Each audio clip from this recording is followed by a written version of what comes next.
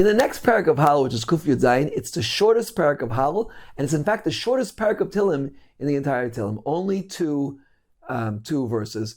And it could be the reason for that is because it doesn't talk about the relationship of the Jewish people to Hashem. It talks about the relationship of the non-Jews of the world to Hashem. Now, every single non-Jew has the potential to get to a very, very close relationship with Hashem in his own specific way. And we say like this, Halu Hashem is kol goyim shabuchu kol mim ki gevar leinu chasto b'emes Hashem liolam haluka. Halu Hashem is kol goyim. What are we asking? What is our request that the goyim, that the non-Jews of the world should praise Hashem? What special request are we making that they should praise? And the answer has been said by many, many great Torah scholars throughout the generations. I'll put it into my own words. The non-Jews have a certain advantage over the Jewish people in praising Hashem because many of them have tried to annihilate us.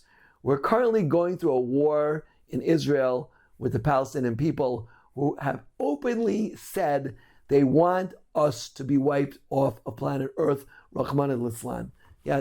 And on October 7th, they did the greatest atrocity imaginable, killing thousands of Jews, over 1,000 Jews.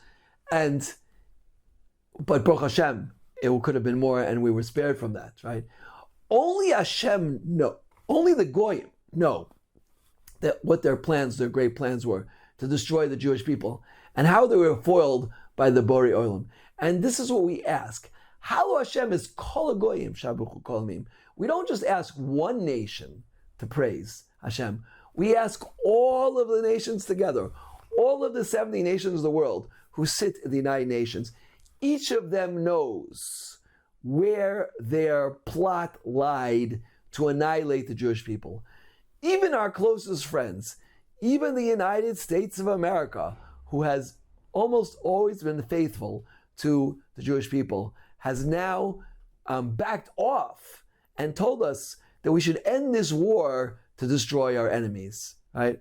Even the United States of America cannot be relied on when it comes to fighting our enemies who wish to destroy us. And this is the idea. Halu Hashem kol goyim. All of the goyim should get together. They should all get together in the United Nations, and they should all speak about their plots that they had to destroy the Jewish people and how they were foiled by Hashem. Now, unfortunately, not all of them were foiled. Unfortunately, people die. There was a Holocaust, there was the Inquisition, there was the Crusades.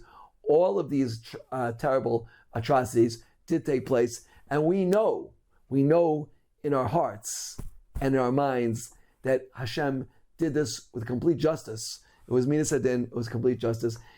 We're not capable of understanding it. And anyone who would tell anyone who went through these atrocities and suffered that, you know what, it's all good, this person is a terrible person.